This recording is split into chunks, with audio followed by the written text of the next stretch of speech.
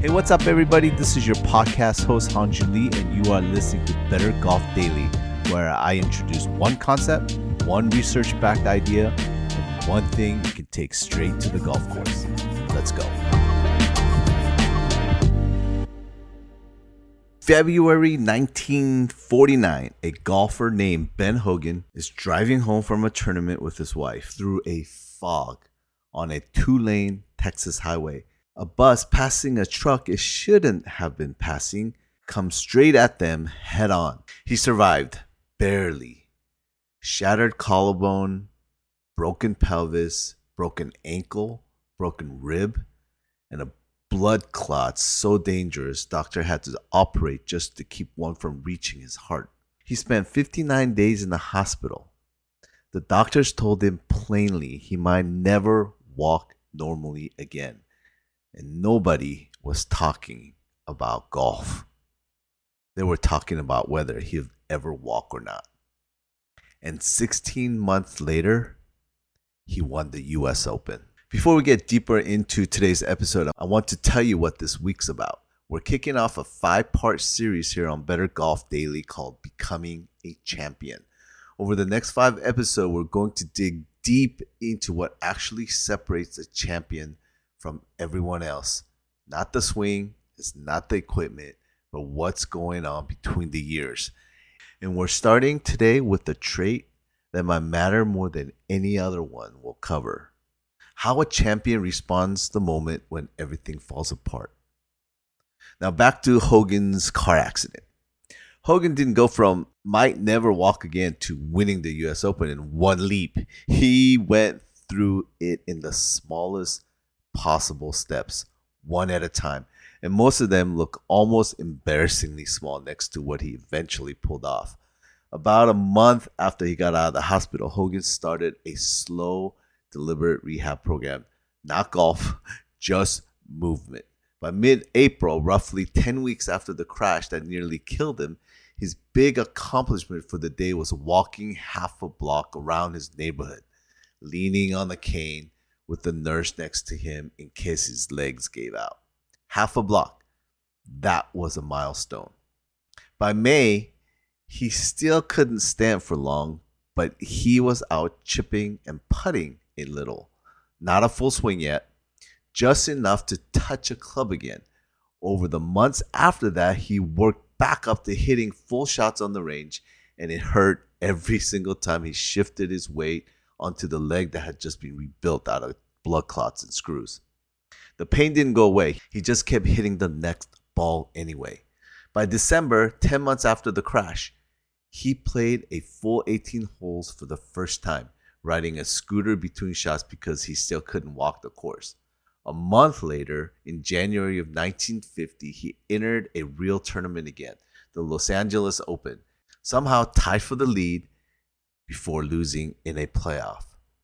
And 5 months after that, at the US Open, with his leg wrapped hip to ankle before every round just so he could physically walk 36 holes on the final day, he won it. 16 months, almost to the week, after doctors weren't sure he would walk again. Now that's the story everybody knows, or some version of it, but here's what people get wrong about it. And it's exactly the thing that actually makes someone a champion instead of just a good story. They hear 16 months later he won the US Open, and they think it's about toughness. It's about gritting your teeth, ignoring the pain, will your way through one of the impossible moments. But that's not actually what happened. Hogan never tried to get back to winning majors. That goal would have been impossible to even look at directly, sitting in a hospital bed with shattered pelvis. He solved walk half a block. Then he solved chip a few balls. Then he solved hit one full shot without falling over. Then he solved play 18 holes on a scooter. The US Open win wasn't the plan. It was just what was left standing after he solved about a dozen much smaller problems, one at a time, for over a year. That right there is champion thinking. Not grit your teeth and survive. Champion thinking is breaking an impossible mountain into one step you can actually take today and then just taking it. The mistake most golfers make while they're in a rut is try to fix everything all at once. That's Hogan trying to win the US Open from his hospital bed. It just doesn't work because the goal is too big. What works is picking the smallest next true thing, the way Hogan did, not fix my entire game, just learn to hit one good shot at a time. You don't need to solve the whole comeback. You need to solve the next half block. So here's how to use this in your own game. The same way the champion would. Ask yourself one much smaller question. What's the one true thing I can do for my game today? What small thing I can work on this week?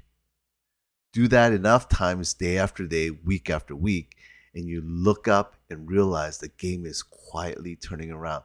The same way Hogan looked up 16 months later and realized he just won the US Open.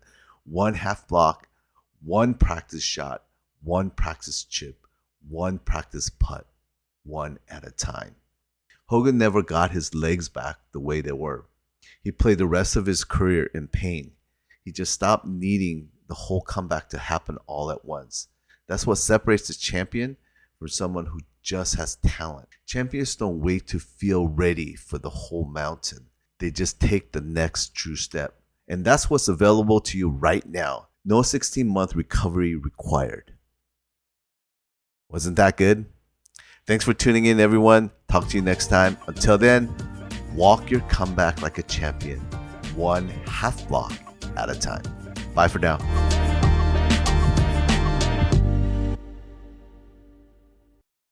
Most of us are one good deal away from finally replacing that worn-out rug, fixing up the backyard, or getting the bedroom we actually want. Good news, that deal's almost here. Wayfair's Black Friday and July sale. Get up to 80% off area rugs and up to 60% off outdoor and bedroom furniture. Shop Wayfair's huge selection of styles and find the piece to fit your style, budget, and space. Plus, free shipping. Black Friday in July ends July 27th. Shop today at wayfair.com. Wayfair, every style, every home.